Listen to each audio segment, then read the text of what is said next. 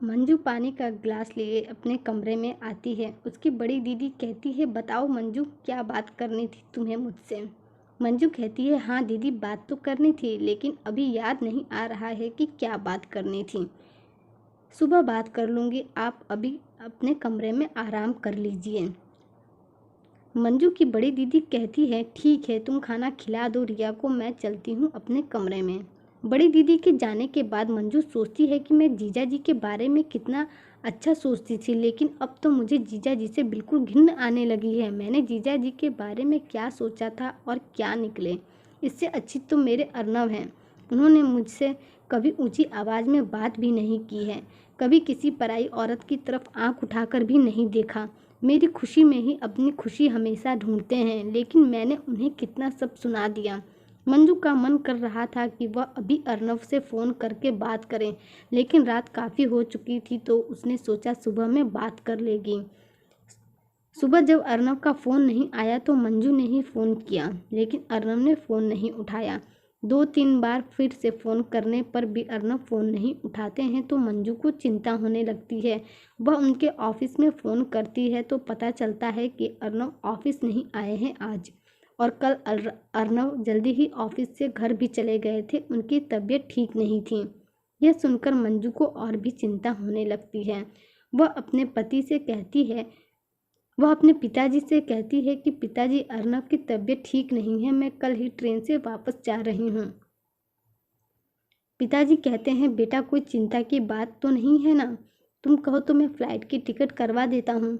मंजू कहती है, नहीं पिताजी, मैं चली जाऊँगी।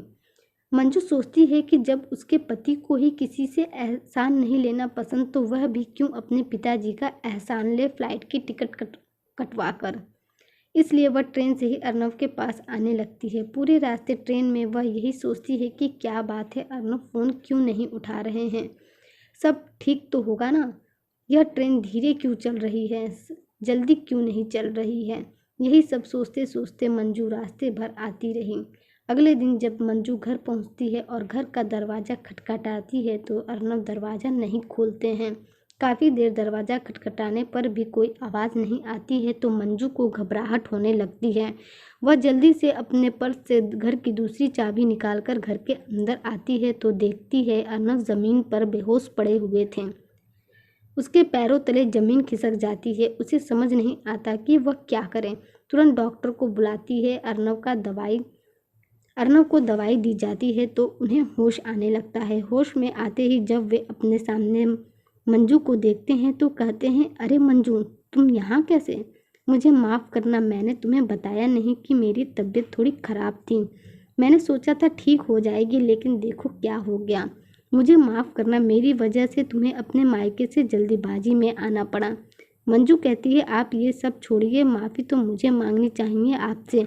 मेरी वजह से आपकी ऐसी हालत हो गई। अगर मैं आपको छोड़कर नहीं जाती तो आपकी ऐसी हालत नहीं होती। आपकी ऐसी हालत के जिम्मेदार मैं ही हूँ। मेरी ही गलती की वजह से आप बीमार हो गए। मैंने कभी भी अपने आगे आपके बारे में कभी नहीं सोचा, हमेशा अपने ही बारे में सोचती रही। आप कितने सीधे साधे सरल व्यक्ति हैं, कभी भी अपने बारे में नहीं सोचते, हमेशा परिवार के बारे में ही सोचते हैं। मुझे तो आप जैसे इंसान की पूजा करनी चाहिए, लेकिन गुस्से में आकर मैं आपसे ही लड़ाई करके अपने मायके चली गई। ऐसा मुझे नहीं करना चाहिए था। अर्नव कहते हैं, जाने दो मंजू, जो हुआ सो हुआ। अब तुम आ गई हो ना, देखना मैं कितना जल्दी ठीक हो जाऊंगा, फिर हम दोनों साथ में सिनेमा देखने जाएंगे। क्यों, चलोगी ना मंजू, इस बार तुम मेरे साथ? मंजू कहती है, हाँ मेरे पतिदेव, आप जहाँ मुझे ले जाएंगे मैं वहाँ आपके साथ चलूँगी। अब से आपकी खुशी में ही मेरी खुशी है। दोस्तों, आपको मेरी आज की कहानी कैसी लगी कमेंट करके ज़रूर बताइएगा। ऐसी ही कहानियों के लिए हमारे चैनल को सब्सक्राइब कर लीजिए। धन्यवाद।